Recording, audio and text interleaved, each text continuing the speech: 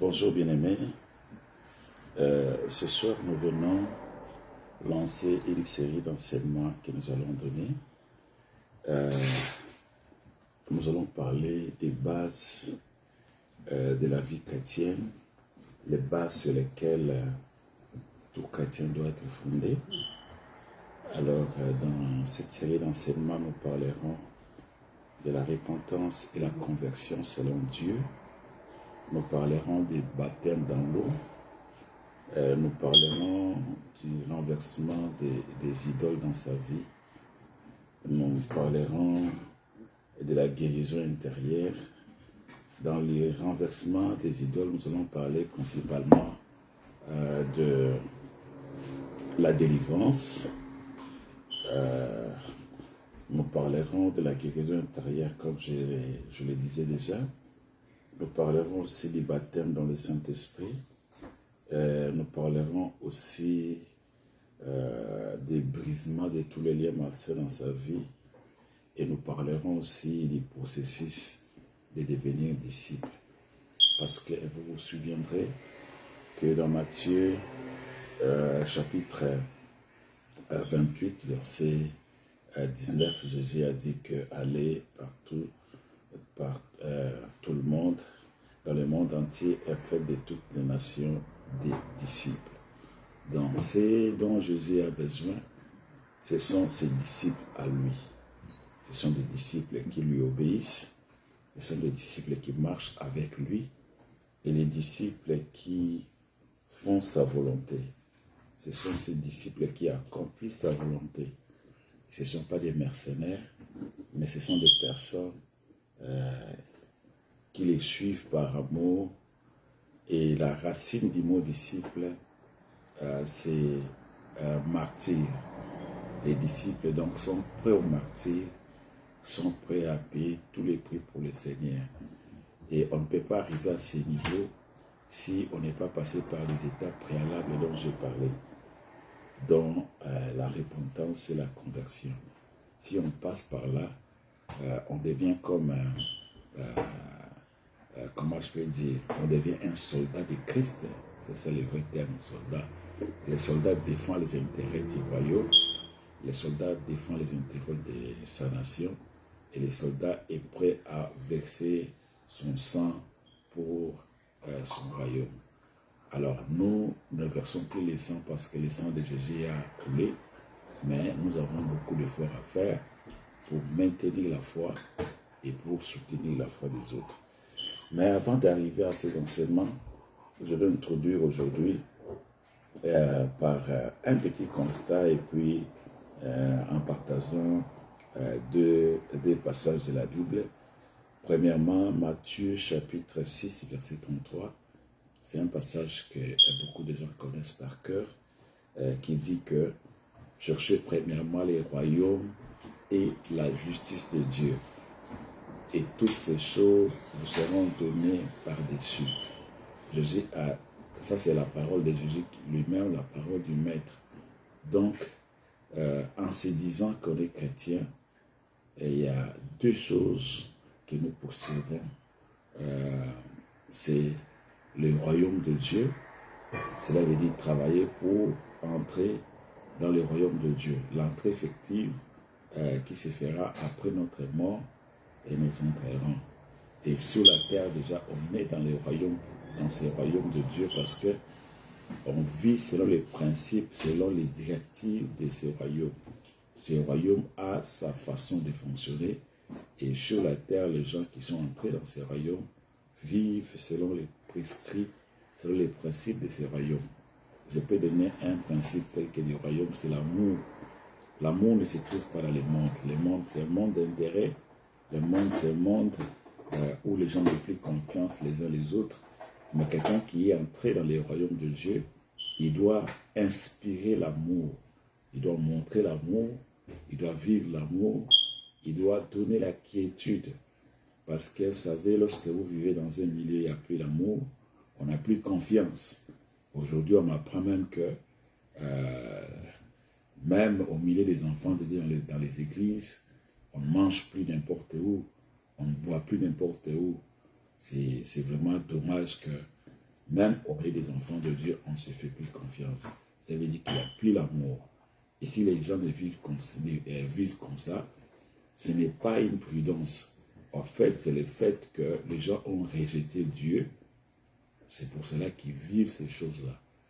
Donc, c'est juste un des principes, mais un des principes de base de ces royaumes, c'est l'amour. Lorsque nous n'avons plus l'amour, et nous ne donnons plus l'occasion aux gens de faire confiance, de vivre dans la joie au milieu des autres, tel que ça s'est fait aujourd'hui, c'est que nous-mêmes aussi, nous avons rejeté Dieu.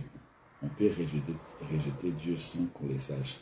Si les gens ne vont pas aimer, mais que nous qui sommes dans ce royaume, que nous montrons aux autres que nous les aimons sans intérêt, que nous leur rendons service sans intérêt, et que nous les considérons sans une discrimination quelconque. Et l'autre principe dont Jésus a parlé ici dans Matthieu chapitre 6, verset 33, c'est la justice. Donc Jésus a dit chercher d'abord le royaume et la justice de Dieu. Dieu est juste et Dieu veut que ses enfants soient justes. La justice de Dieu, c'est vraiment l'un des principes de base, parce qu'on sait qu'il y a le monde, les gens ne jugent pas selon la justice. Les gens se regroupent selon les tendances. Et quand on est juste selon Dieu, on doit considérer tout le monde de la même manière. Et devant des situations qui se présentent, on doit faire un jugement équitable, parce que si on ne le fait pas, on sera en principe en train de combattre Dieu, parce que Dieu est juste et il traite les gens de la même manière. Aujourd'hui, le monde est en ébullition à cause du manque d'amour, à cause du manque de justice. On considère que ceux-ci sont des nôtres, d'autres ne sont pas des nôtres. Comme on dit en sociologie, des in-group et des out-group.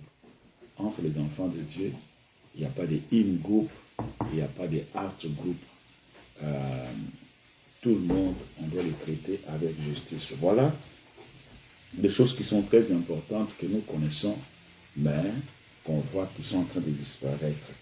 Mais j'aimerais insister aujourd'hui sur un passage qui a fait l'objet de ma méditation le samedi passé. Donc hier, c'était quoi les passages de Jérémie chapitre 28. Ces passages m'ont beaucoup enseigné. Il s'agit au fait, pour ne pas les lire en entier, donc vous pouvez les lire, vous allez comprendre qu'il y avait un prophète qui s'appelait Anania, un prophète qui inspirait une fausse confiance aux enfants d'Israël, alors que Dieu avait déjà parlé par le prophète Jérémie sur la déportation des enfants d'Israël qui iraient en captivité.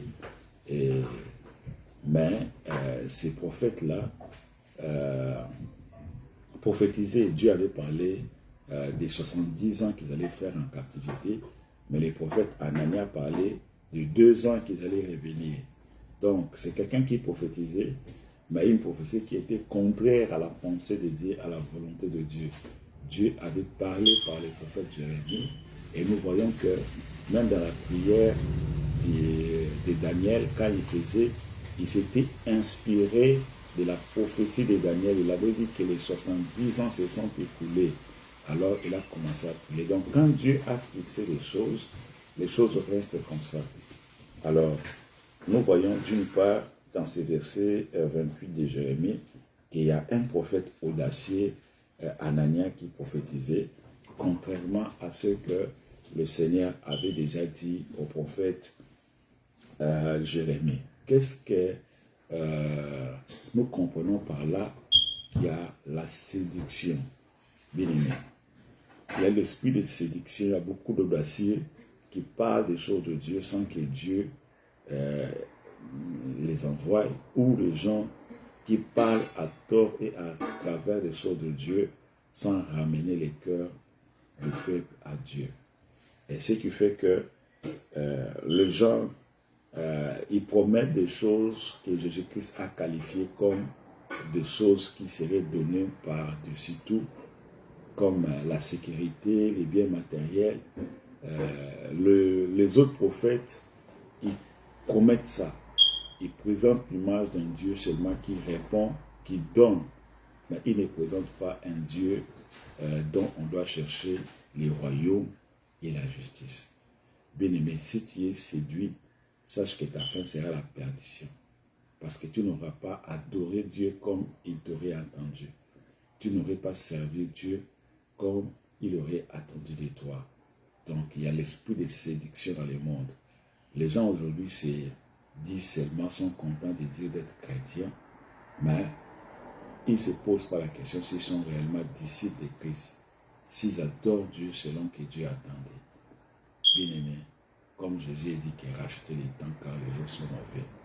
Les jours sont mauvais et nous allons revenir, bien-aimé, sur les points que nous avons partagés pour les approfondir afin que tu te demandes toi-même si tu es réellement un disciple de Christ. Si tu n'es pas disciple de Christ, c'est que tu es en train de courir vers l'enfer. Mais la bonne nouvelle de Dieu, c'est que nous prêchons son royaume, nous parlons de lui en vérité, en profondeur, pour que les âmes soient sauvées. Donc nous devons être sauvés en écoutant le vrai évangile. Donc j'introduisais aujourd'hui pour montrer la gravité de la chose, pour montrer la priorité de Dieu et ce que nous devons faire. Nous avons beaucoup de choses à faire, commençons d'abord par la repentance selon Dieu et la conversion.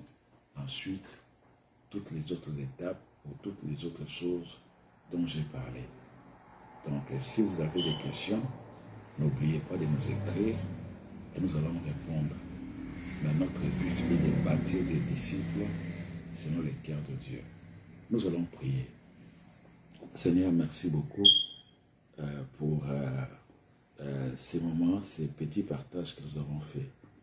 Seigneur, nous voulons être tes disciples selon ton cœur, parce que notre objectif est de te voir à la fin de notre vie dans ton royaume. Nous ne voulons pas blaguer avec notre vie. Enseigne-nous, instruis-nous et fais-nous des disciples selon ton cœur pour t'obéir, pour te servir et pour réjouir ton cœur, non pour les hommes. S'il te plaît, Seigneur, que par ces mots, par ces lives, sauve quelqu'un, ramène quelqu'un à toi. Seigneur, nous te supplions. Aide-nous, Seigneur, au nom de Jésus. Réponds à la prière de quelqu'un. Si quelqu'un est malade, Seigneur, je prie et je chasse cette maladie au nom de Jésus-Christ. Si quelqu'un a un besoin quelconque, réponds parce que tu es un Père responsable. Seigneur, merci d'écouter notre prière et merci de glorifier Jésus-Christ. Au nom de Jésus-Christ, nous avons prié. Amen.